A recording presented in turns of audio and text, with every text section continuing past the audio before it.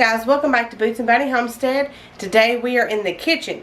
So I've cleaned out the garden and I've gotten out all my cabbage, all the kohlrabi, the radishes, the Brussels sprouts, the broccoli, the cauliflower, anything green that we grew between January and now. I've mentioned several times in a lot of my videos that I did a video last year on canning greens. It's a Southern style canning greens. It is in the ball book, although we're going to change it just a little bit because that pertains more to like maybe collards or turnips. But we are adding in anything and everything green leafy. So in the sink here, I have my kohlrabi tops, the dinosaur kale, my regular flat leaf kale, Brussels sprouts, the broccoli leaves that I took out last week, and the cauliflower leaves that was salvageable. And I've also got some cabbage leaves, some of the outer cabbage leaves, not the head cabbage, but the outer ones that spread out. I'm also using some of that in here. So we've got everything that is thrown in here. Oh, and the white icicle radishes that we picked out of the stackable planters outside, I saved the tops on those, and we're also going to be putting those in here as well. So this is going to be a whole bunch of super loaded, nutritious greens that we're going to can up. So the first step we're going to do, and I've got all my greens here in the sink. I think you can see them right here. I've got all my greens filling up these two sinks. And I have washed them in cold water, and I put about a quarter cup of vinegar in each of the sinks just to help kill any of the bugs or anything. But there's nothing on any of these, so I'm not really going to be, super particular about anything because I held out the best of the leaves and just got the better of the looking ones, and then the rest of it all went to the chickens. So we've got to start out, since I've had these soaking for a little while. I've got to get them out, kind of shake them off a little bit, and then we're going to cut them into strips. Make sure that you take out any of the big spines like you see on here. There's the big spines that go down through here. These do not break down as easily as the green part of the leaf. So you need to come and take a knife, either fold this in half and cut it, or you can take a knife and just score it on either side and then cut it off, and then it'll just come right out.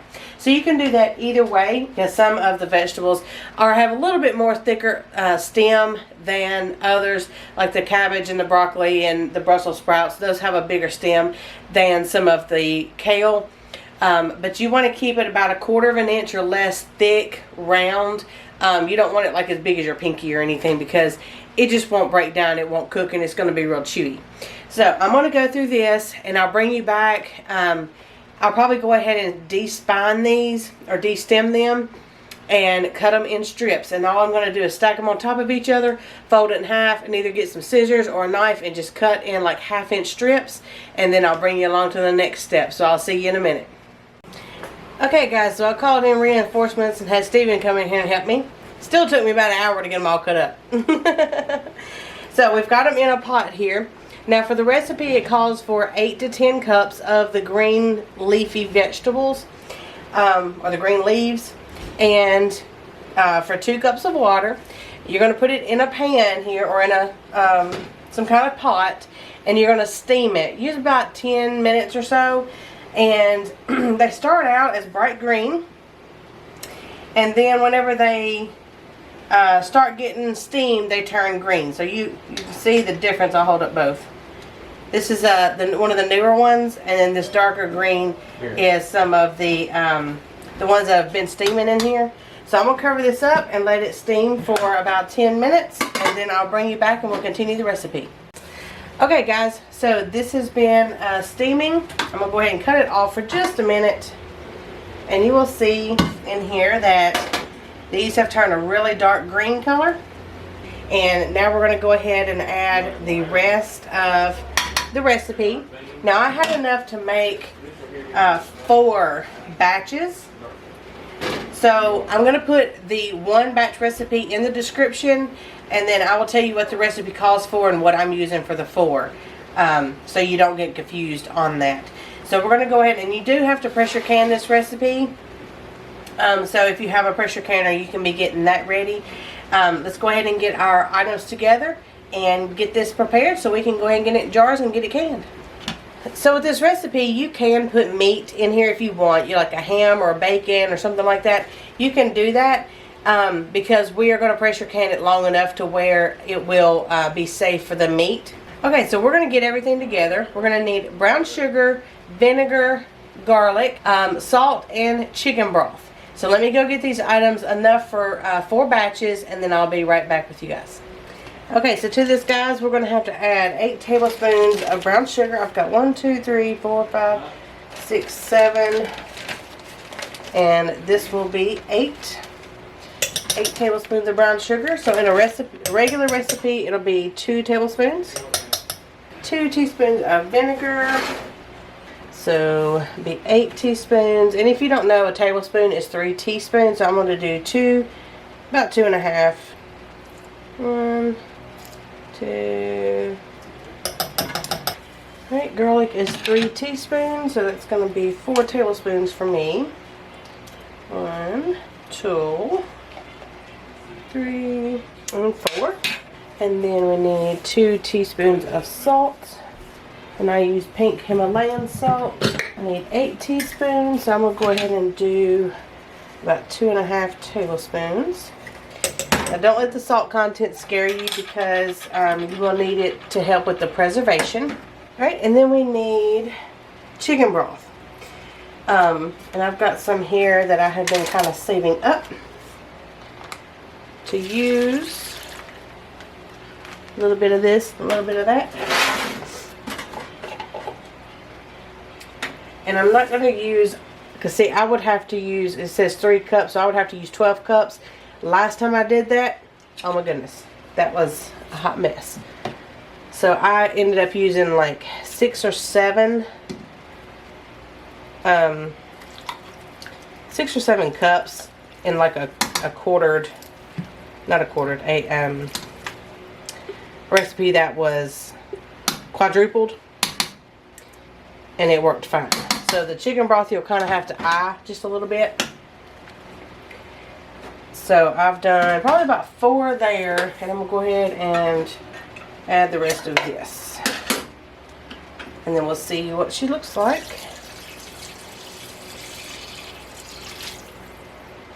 Because this is basically the juice for, or the liquid that's going to be in your jars.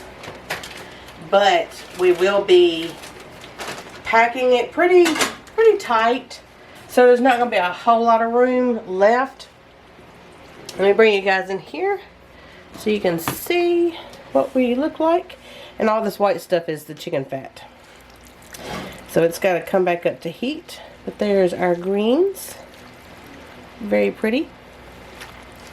So I'm going to get this stuff mixed up real quick. Now this is going to have to cook for 20 minutes to get the seasonings in with the greens. And then we will be ready to get all of this jarred up and rock on with the canning portion. So get it all mixed up and go ahead and turn it back on medium high.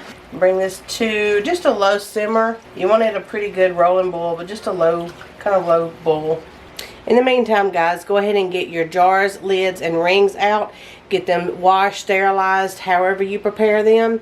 And this is going to be a hot pack, so remember to keep your jars warm. You can stick them in an oven that's on either warm or about 150, 200 degrees, whatever your oven will go to its lowest setting on the stove, or in the oven, I'm sorry. And keep your jars warm.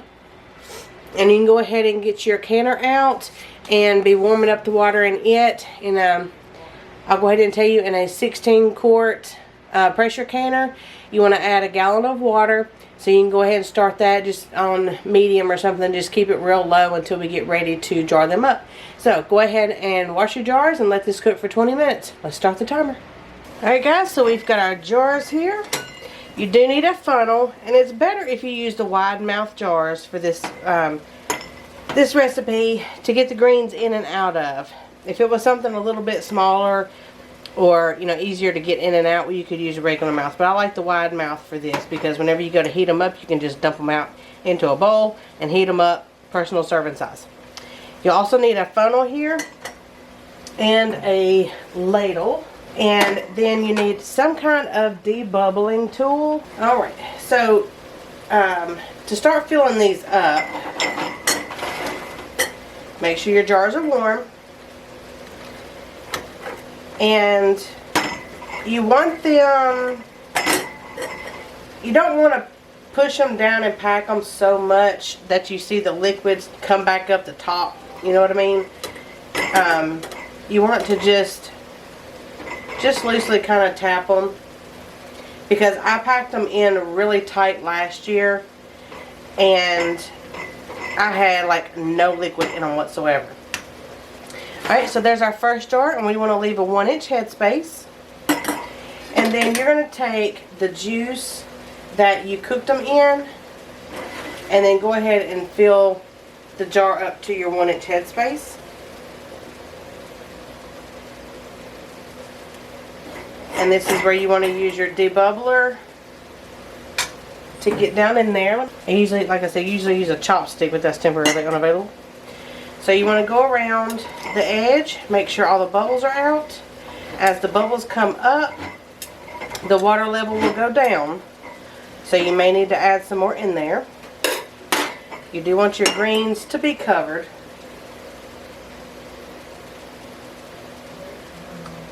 Okay, so there's our first one. And we need a clean lid and a ring. Alright, so there's our first one. You can see our garlic in there. Okay. Alright, so we're going to go ahead and fill up the rest of these to however much you've got in here, or the number of jars it takes to go in a canner. Now with wide mouth, mine will hold 8. It'll hold 9 regular mouth, but it'll only hold 8 of the wide mouth. So go ahead and finish filling up all your jars, and we'll be right back. Alright guys, we have ended up with 8, 16, 17, 18, 19, 20, 21. We have 22 jars. I'm going to do 2 of 8. Now you can do 7 or 8 in your canner. This is a 16 quart Presto. You can do 7 around the outside and leave the one out in the middle if you need to do a couple of batches of 7. This one I am going to do, I'm going to have to do 3 batches either way, so I can do 7 or 8. I've actually got 6 left, so I think I'm going to leave this one out and do an 8 and 2 7s. And so I need to go ahead and put a gallon of water in each of my canners here, because I've already got this one loaded as well. And you want to put in these types of canners here that I've got, make sure you've got your rack in the bottom, which is down there, the little thing with the holes in it. Make sure you've got your rack in the bottom, because if you don't, your jars will bust as soon as you turn the heat on. And put your gallon of water in here, and then we're going to put the lids on. So let me get the water put in here.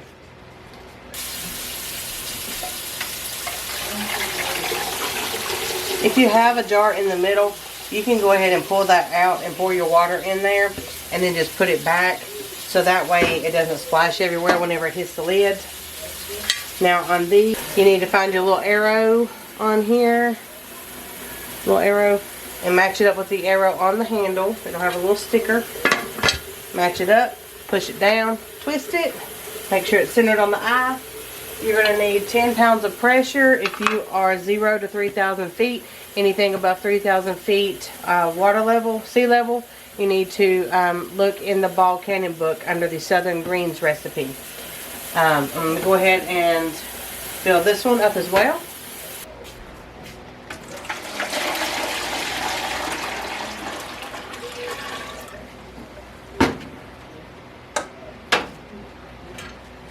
Check your ring and make sure everything is good with your ring.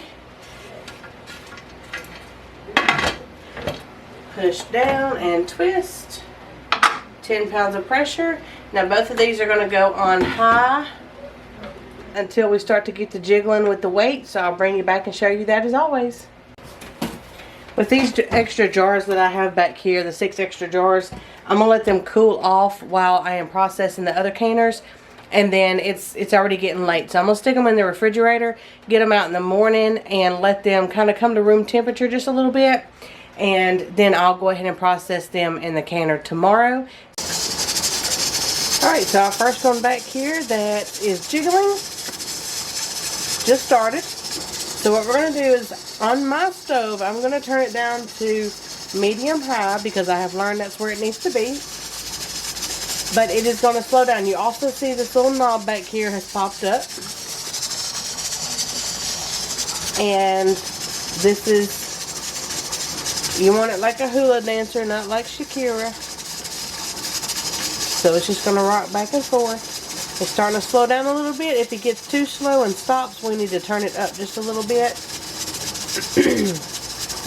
But you just want a gentle rock back and forth. And you can also listen to it because it'll get real loud if there's a lot of pressure. And it'll start getting softer and softer as the pressure goes down and starts to become stable. But I think that's going to be a good one. Oh look, this one's starting as well. We'll just do both of them at the same time. Makes timing easier. So I'm going to go ahead and turn it down, medium high. And now both of them are rocking and rolling. So you're going to process or let these canners run. You can see they're barely moving there. Pretty quiet. That one's almost stopped, so I'm going to watch it for just a little bit. But you're going to process the pint jars for 70 minutes. And the quart jars for 90. So that's why I said if you want to put some meat in it, it'll be fine. Because meat is 75 pints and 90 minutes jars for quarts. So if you put meat in it, it's absolutely fine. And these are not going to come out like mush. Okay, see this one right here has almost stopped. I'm going to turn it up just a hair. So you have to stay in here with it just a minute just to make sure that the jiggle stays good. So this one's still fine. Oh, and it's starting to pick back up. I can hear it. So I'll stay in here and watch them and make sure that they keep the constant little rock going. And I have started the timer for 70 minutes. So we will see you probably tomorrow.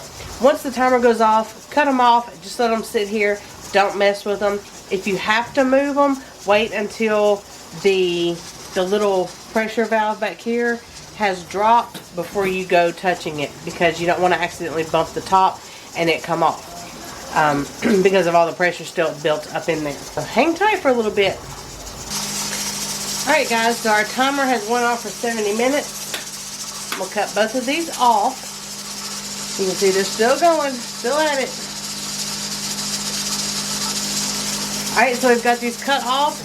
I'm going to let these sit here overnight, and I still have the 6 over there, right here, that I've got to do in the morning. I'm going to sit them in the refrigerator, get them out in the morning, let them come up to room temperature, and then I'm going to do the exact same thing, put them in a canner, and turn them on for 70 minutes. So, I'm going to just jump ahead and then show you what they look like whenever we open these up and see the beautiful greens we got. Alright, next day guys, they are done and cooled off, so I am going to set you up and we are going to open these and see what they look like, because I still have one more canner to go. Okay, so I took the weight off and I'm just going to twist the top. Now since the pressure is released, it won't be hard to open, and you always open them away from you just in case there's any steam left in there. You don't want it to burn yourself. These are cool enough to handle because they've been sitting overnight. But I just want to wipe it off. There they are. Plenty of water still left in these. But other ones ended up real dry. So don't tightly pack them. There they are. Looking good. Now for storage, take the ring off. A couple of these were kind of rusted. So take the ring off, because the water will set up underneath between the ring and the lid and it'll rust, and some people are scared of the botulism that it may cause because of the bacteria underneath there. But store them with the ring off, because this is not coming off. Not coming off as long as you have a good seal. Okay, so I've got to empty out these 2, and then I've got to put the other 7 in here and get them processed, and then we will be done. Once I get everything processed and completed, I will show you a picture of all of them. So I will I will try to see if I could find the ball recipe for this particular one. And if not, I will type it up in the description below. It's a big hit, and I'm excited for you guys to try it. So let me know in the comments if you've ever done this, and comment below in the future whenever you're watching the replay if you're going to try this or if you did and how it turned out. Let me know. We will see y'all guys later, and enjoy the picture. Bye.